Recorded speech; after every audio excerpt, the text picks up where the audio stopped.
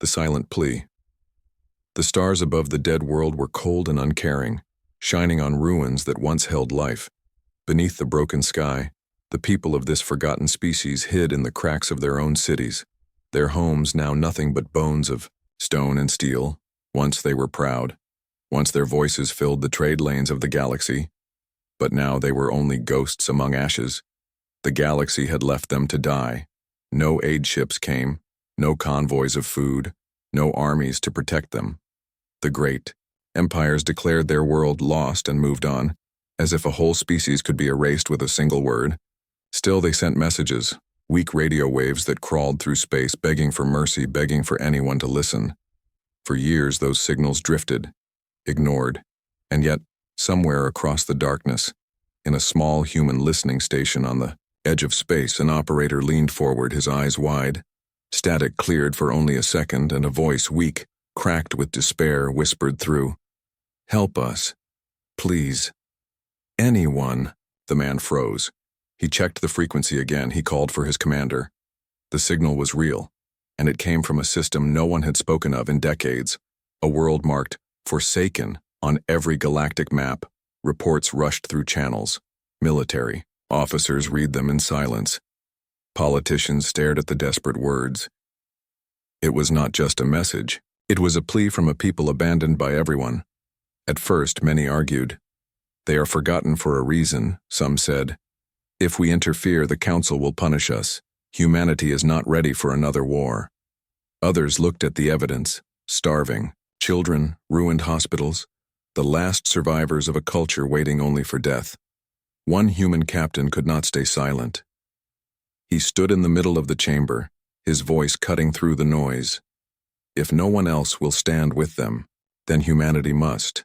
Silence followed his words, but in that silence something stirred. The old oath of Earth, whispered through generations, the promise that humanity would never look away when others suffered, began to burn again. Meanwhile, on the dying world, survivors crawled out at night to see the stars, their faces thin, their eyes hollow. They asked each other the same question every night. Will anyone come? But no answer came. In one ruined shelter, a small child clutched an old transmitter. She pressed the button again and again, whispering into the void. We are still here. Please, don't forget us. Her voice joined the river of unanswered signals, but this time it reached human ears. Back on Earth, debates grew hotter. Some leaders wanted to ignore it, to erase the message as if it never existed. But the people began to hear. News spread. Voices rose. They were forsaken by the galaxy, a worker said. But that does not mean humanity should forsake them too. A miner in the colonies sent a message. Send my taxes to them, not to more weapons. A teacher told her class, if we call ourselves human, then we must answer. The pressure grew, and slowly the council shifted. The commander of the fleet received new orders. Prepare to move. Prepare to answer the forgotten plea. Engines roared. Steel giants lifted from their docks, the banners of Earth glowed under the sun, and across the ruined world, as the child pressed the transmitter again, the night sky trembled. A streak of light, distant but growing, cut across the heavens. At first they thought it was another bomb, another weapon to finish them, but no, it was something different. Ships, human ships breaking through the dark. Hope flickered in eyes that had long forgotten the word. The forgotten species did not know if this was salvation or just another conqueror, but they lifted their faces to the sky, waiting, trembling, whispering the only words they could. Please, don't leave us again. Humanity hears the cry. The message shook Earth more than anyone expected. At first it was only a faint signal, a broken voice whispering through static, but once the recording was played across human networks, something changed. People stopped what they were doing to listen, the voice of a dying child begging in the dark. Please, don't forget us, echoed in every home. It could not be ignored. The Council of Earth met in haste, generals, ministers, and envoys, sitting in a wide chamber under the old flag of humanity. Screens above them replayed the message. Again and again, some spoke with cold reason. This is not our fight, one said. If we move, the Galactic Council will call it a violation. We risk trade wars, even open conflict. Another voice added, We are strong, but we are still rebuilding. From the last war, can we really afford to take on the galaxy to protect a species already written off as dead? But others could not sit in silence. They are alive, one argued, and if we walk away, then we are no better than the ones who left them behind. The chamber filled with voices, heated, clashing. In the corner, Captain Arik Valen sat. Quietly, his fist clenched. He had seen war before. He had seen colonies burn and people left to rot when help never came. And the memory haunted him still. Finally, when the arguments reached their peak, he stood, his voice cutting through like steel. You all speak of risk, of laws, of trade, but none of you speak of honor, none of you speak of the oath we carry as humans. The room fell into silence. Arik looked at them one by one, his voice rising. If no one else will stand with them, then we must. If the galaxy condemns us, let it condemn us. But when a child cries into the void, humanity does not turn away. For a long moment, no one spoke. But outside the chamber, across Earth and the colonies, the people were already. Choosing crowds gathered, holding banners, chanting, "Answer the call, answer the call." On mining worlds, workers swore they would give a day's pay to fund relief ships in schools. Children raised their voices and recorded their own messages of hope to send to the dying species. It was no longer just politics. It was humanity, itself demanding action. The council could not ignore it. With heavy faces, the final order was given. Mobilize a fleet, send aid, and protect the forgotten. Humanity will stand with them. The decision spread like fire. Across shipyards, engineers raced to load medical supplies, food crates, and shelter modules into human warships. Doctors volunteered, soldiers prepared, and pilots whispered to each other, "We are going not to conquer, but to keep a promise." Yet in the shadows, not everyone was pleased. Hidden envoys of the galactic empires reported the decision back to their masters. The humans moved to break the law of abandonment, they said. They dared to touch what was left to die, and in grand halls light years away, rulers of powerful empires hissed with anger. Arrogant humans, always seeking to play saviors, we will remind them of their place. But the humans did not stop. In the great dock of Sol, Captain Arik stood aboard his ship resolute as engines hummed with power. Beside him, his crew waited, not for orders of conquest, but for something far heavier. An oath. Arik looked at his officers, his voice steady. "We do not know what waits for us out there, but remember this. Humanity has given its word, and our word is stronger than any fleet, stronger than any law. We will not break it." The oath spread from ship to ship, whispered through comms, written on banners, spoken in quiet prayers, and when the fleet finally rose from Earth, breaking through the clouds into the cold stars, people below watched with tears in their eyes. For the first time in history, humanity was not going to fight for itself, but for someone forgotten by all. Suspense hung in the air. Would they arrive in time? Would the galaxy strike them down for defying its silence?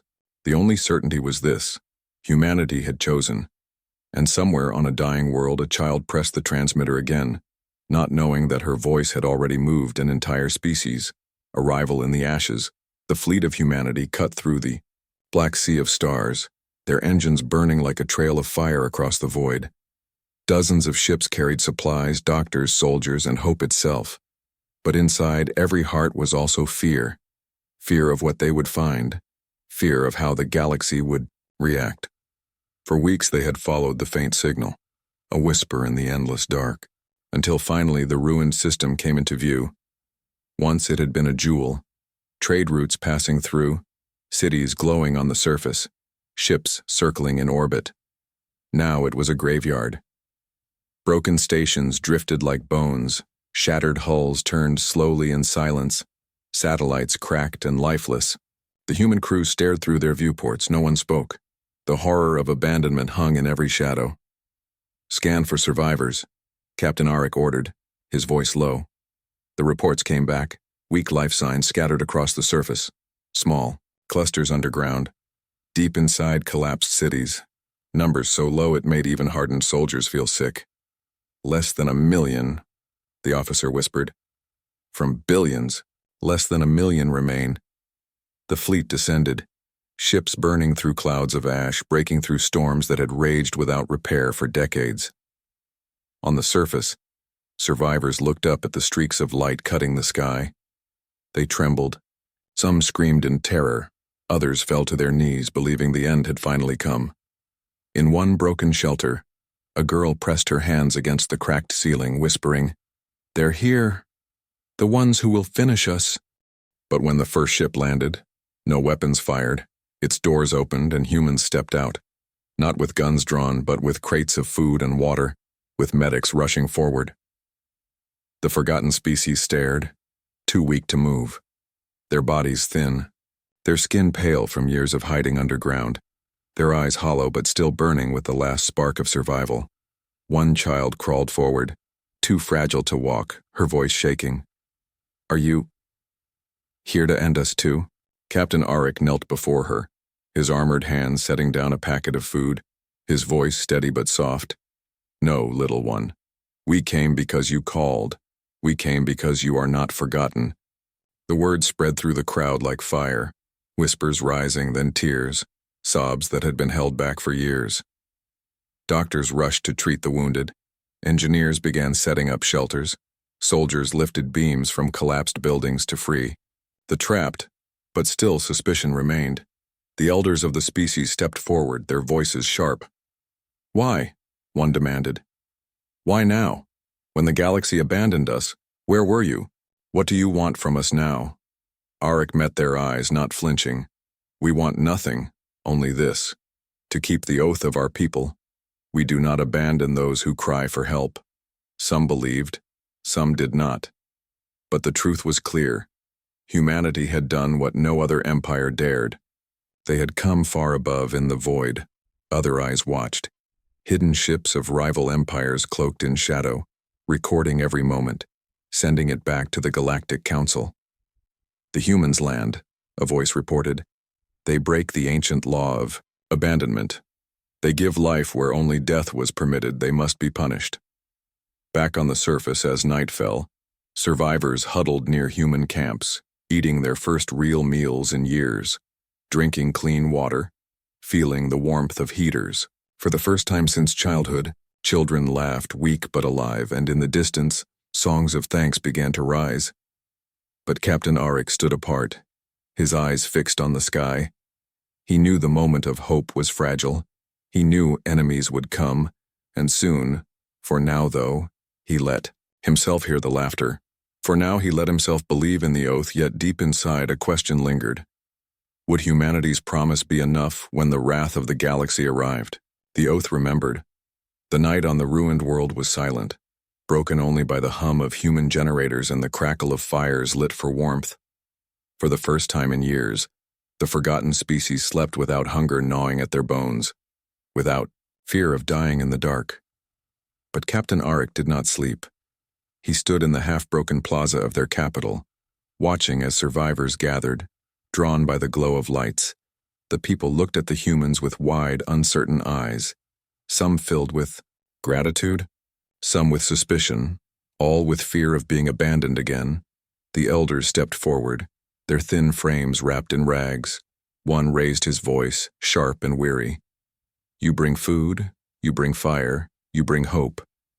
But we have seen this before. Empires once came promising salvation, and when the cost grew heavy, they left us to rot. Why are you different?" Arik's answer came not with a smile, but with steady conviction. "Because humanity remembers its oath," he said, his voice carrying through the ruins. "What oath?" a young man shouted bitterly. "What can words do against a galaxy that wished us dead?"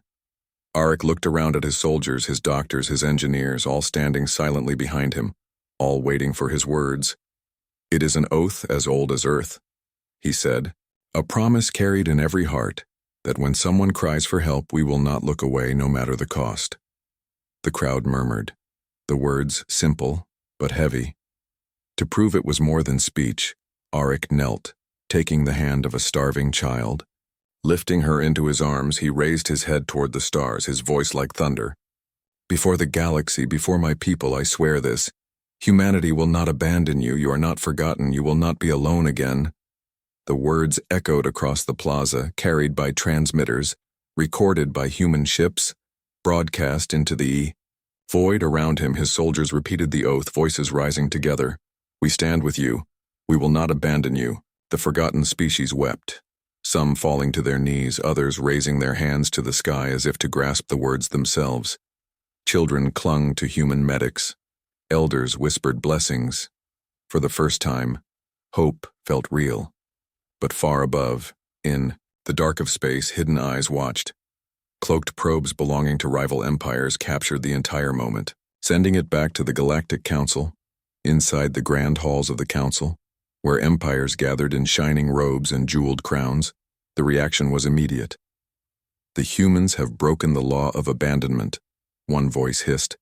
"They disturb the balance. They give life where only silence was decreed." Another slammed a clawed hand on the table. "Do they think themselves saviors? Do they think they are gods to decide who lives?" The Council voted swiftly, their judgment cruel. Humanity must be warned. If they continue this path, they will face embargo, punishment, war. Back on the ruined world, the humans worked without pause. Shelters rose from the ground, powered by human tech. Fields were seeded again. Clean water flowed. The forgotten species began to stand straighter, their voices no longer whispers of despair, but murmurs of gratitude. At night, they sang songs. Of old, their voices weak but rising with strength they thought lost forever. One elder came to Arik, placing a hand on his chest. "Our ancestors believed we were cursed, that no one would ever hear us again. But tonight I think perhaps the curse is broken." Arik said nothing, but his eyes lifted to the stars, where he knew danger gathered. The oath was made, the promise spoken, and the galaxy would not forgive. In the distance, a warning alarm sounded aboard the Resolute, signals of approaching ships unknown, watching, waiting. The forgotten had hope again. But Arik felt the storm pressing closer with every passing hour, the Council's fury. The forgotten world was only just beginning to breathe again. Fields were seeded, water tanks filled, shelters built. But as joy slowly returned, shadows stretched long across the stars. In the halls of the Galactic Council, voices rose in anger. Screens showed images of human ships delivering aid, doctors tending the sick, soldiers lifting beams from ruins. To the Council, it was not compassion, it was rebellion. "The humans defy us," hissed a scaled delegate, his tongue flicking in rage. "They dare to revive a species marked for silence." A tall, feathered envoy slammed her wings against the table, her voice sharp. "If one empire breaks the law of abandonment, then all will, and the galaxy will drown in endless wars. This cannot be allowed." The Council's leader raised a jeweled hand, silencing them all. Then humanity must be reminded of its place. With a wave, the decision was made. An ultimatum was drafted, a message carried on encrypted channels and hurled through space toward Earth. It reached the human fleet first, the screen on the Resolute flashing with the crest of the Galactic Council. Captain Arik stood before it as the message played. "Humans of Earth, you have violated the ancient law. You have revived those meant to be forgotten. This is your only warning. Withdraw your forces, abandon the forsaken species, or face embargo, isolation, and war against all who stand with us." The message ended, silence filling the command deck. Officers shifted uneasily, their eyes on Arik, their faces pale. They knew what disobeying the Council meant. It meant every major empire united against them. One officer whispered, "If we stand against them, we may not survive." Another added, "Perhaps we should pull back. We've done enough to give them a chance." But Arik's face was stone, his voice steady as iron. "No," he said. "We made an oath. Humanity does not make promises to break them." He turned to the comms. "Officer, patch me through not only to the Council but to every channel, every world that can hear us." The officer hesitated, then obeyed. The screen lit, broadcasting across systems, into markets, onto colony stations, into the homes of billions. Arik stood tall, his armor bearing the flag of Earth, his voice carrying across the galaxy. "You call it law, we call it cowardice. You abandoned the weak, left them to starve and die, and you told yourselves it was order." He paused, letting the silence sting. Humanity will not obey such law.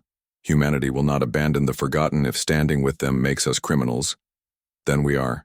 Guilty if it makes us outcasts, then so be it, we will carry that weight. His eyes burned, his voice thundered. You threaten us with war. Then come. You will not find us on our knees. You will find us standing. Between the helpless and your wrath we will not move, we will not bow, we will not abandon our oath. The speech swept across the galaxy like fire, on distant colonies. Beings whispered in shock. Humans defy the council openly, one said.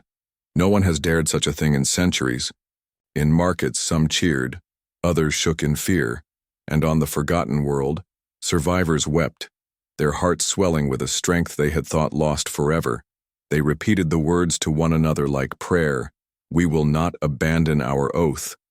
But in the council chamber, fury erupted, war. Voices cried, "Strike them down before others follow their madness." Fleet commanders were dispatched, orders written, dreadnoughts fueled.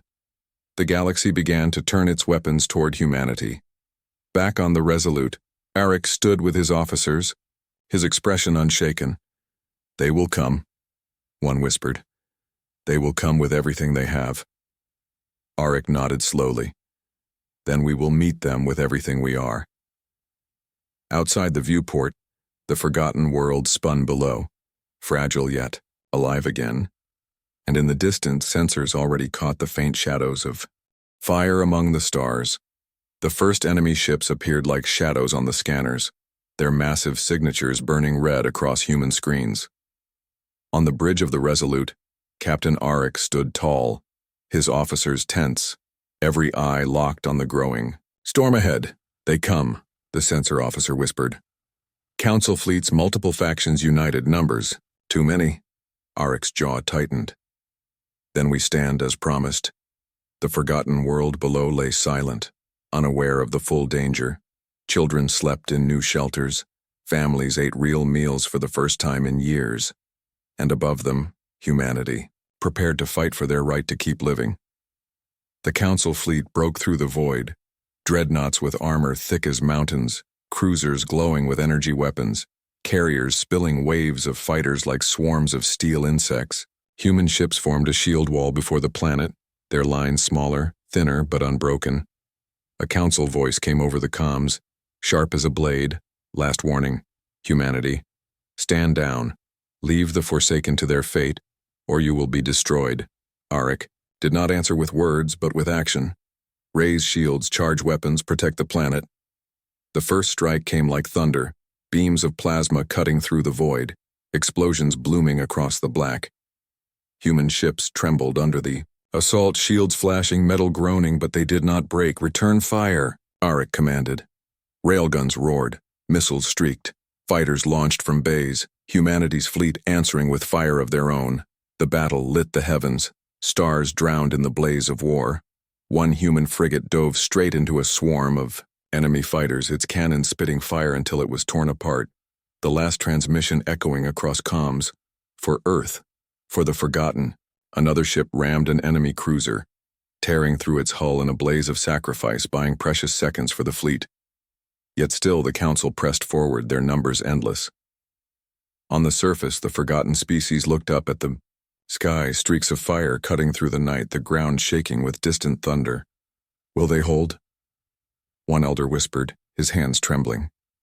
"Will they die for us?" In the command tent below, human officers coordinated evacuation drills, preparing in case the defense line failed. But above, Captain Arik's voice cut through the chaos. "Hold the line! No ship breaks formation, no one flees. Every second, we stand, they live." The enemy dreadnought moved closer, a beast of steel dwarfing the human fleet, its cannons glowing with deadly light. "Target lock on the colony," the sensor officer cried. "They mean to burn the survivors." The bridge fell silent for a breath. Then Arik gave the order. "All ships, intercept, even if it costs everything." Human vessels surged forward, small against the giant, unleashing every missile, every shell, every ounce of fire they carried. The dreadnought trembled but did not fall. Its main weapon charged, light building at its core. On the surface, children screamed as the sky glowed brighter. Arik gritted his teeth, sweat on his brow. "Redirect all power to the main railguns. Fire. Everything. The Resolute shook as its cannons roared, the shot ripping into the dreadnought's glowing core. For a moment, silence then. The beast erupted, flames tearing through its hull, shards of steel scattering across the void like burning stars. The planet shook with the echo, survivors staring at the sky in awe. They destroyed it, one whispered, tears in his eyes. But even as the dreadnought died, more council ships poured through the void, endless waves. On the bridge, the tactical officer whispered, "Captain, we can't hold forever." Arek's voice remained steady. "Then we hold as long as we must, as long as it takes, because humanity gave its oath." Human ships burned one after another, each loss carving into the hearts of the living. But not one turned away. Not one abandoned the line. Above the forgotten world, the war raged like fire among the stars, and deep within, everyone knew. The true storm was still coming. The oath fulfilled. The battle burned on through the endless. Night human ships fought until their hulls split apart, until their weapons glowed red from overuse, until even silence felt like it screamed. For every council cruiser destroyed, 3 more appeared. For every wave of fighters broken, another swarm rose. On the bridge of the Resolute, alarms blared, sparks rained from the ceiling. Officers worked, with bleeding hands refusing to stop. "Shields at 20%, one cried, "weapons almost empty," another shouted. Still, Captain Arik stood firm, his eyes locked on the planet below. The forgotten world, fragile but alive. "Hold," he whispered. "We promised them." Outside, the council fleet prepared its final strike, ships aligning. Into formation, their combined firepower enough to erase the human defense and the colony in one blow. The message went across human comms, cruel and cold. "This is the end, humanity. Your defiance dies here, your oath dies with you. But humanity?" Did not answer with fear. On every ship, voices rose. Soldiers, medics, engineers, pilots whispering or shouting the same words, "We will not abandon them." The Resolute shook as its engines roared, pushing forward against the tide, its battered hull leading what remained of the fleet. "Captain," the officer cried, "if we push now, we won't come back." Arek's voice was steady, calm like steel. "Then we will not come back. But they will live." The human fleet surged together, broken ships forming one last wall. They threw themselves into the enemy line, missiles launched in desperate waves, railguns roaring, even crippled ships ramming into council vessels with suicidal force. The stars themselves seemed to burn, the sky filled with fire. On the ground, the forgotten species watched in horror and awe, tears running down their faces. "Why? Do they fight for us?" one elder whispered. "Why do they give their lives for those the galaxy despised?" A human medic kneeling beside him answered softly, "Because we swore an oath and humanity does not break its word." Above, the battle reached its breaking point. The Resolute was torn open, fire rushing through its decks, alarms screaming. But still it flew, driving straight into the heart of the enemy formation. Arik stood tall on the bridge, his final order clear. "Transmit this across all channels. Let the galaxy hear us." The comms officer, coughing blood, nodded and sent. The signal, Arik's voice carried across the stars. His final words, a fire that could not be silenced. "Humanity stands with the forgotten. Today, tomorrow, forever. If you burn us, then know this. Our oath will live on. Our children will rise. And the galaxy will remember, humanity never abandons its own." With that, the Resolute rammed the Yasu, lead council battleship, its reactor detonating in a blinding explosion that ripped through the enemy line. The shockwave sent council ships spinning, tearing through formations, giving the remaining human vessels a chance to strike one last time. The void went silent, smoke and wreckage drifting where fleets once clashed. Human losses were unbearable, but the council's attack had broken, and for the first time the galaxy hesitated. On the forgotten world, survivors wept as the skies cleared, the fires fading, leaving behind stars and silence. They gathered in the plaza, standing beside the surviving humans, and for the first time their voices rose together. "We live, because humanity remembered us." Word spread like wildfire, not just across their world, but across the galaxy. Other species heard the story.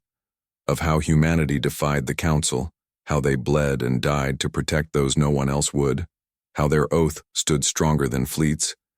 Whispers grew into legend. They may be young, they may be small, but never turn your back on humanity, for they never turn theirs on you. On Earth, mourning bells rang for the ships that never returned, names written in halls of stone, but pride filled every heart. They had stood, and they had not broken their word. And in the quiet of the galaxy, the oath lived on. Humanity had fulfilled it with fire, with sacrifice, with blood and steel. The forgotten species would never be forgotten again. And every empire, every ruler, every council member who once laughed at Earth now spoke in silence, knowing the truth. Humanity had become something the galaxy could not erase. Not conquerors, not victims, guardians. The oath was fulfilled, and it would echo forever.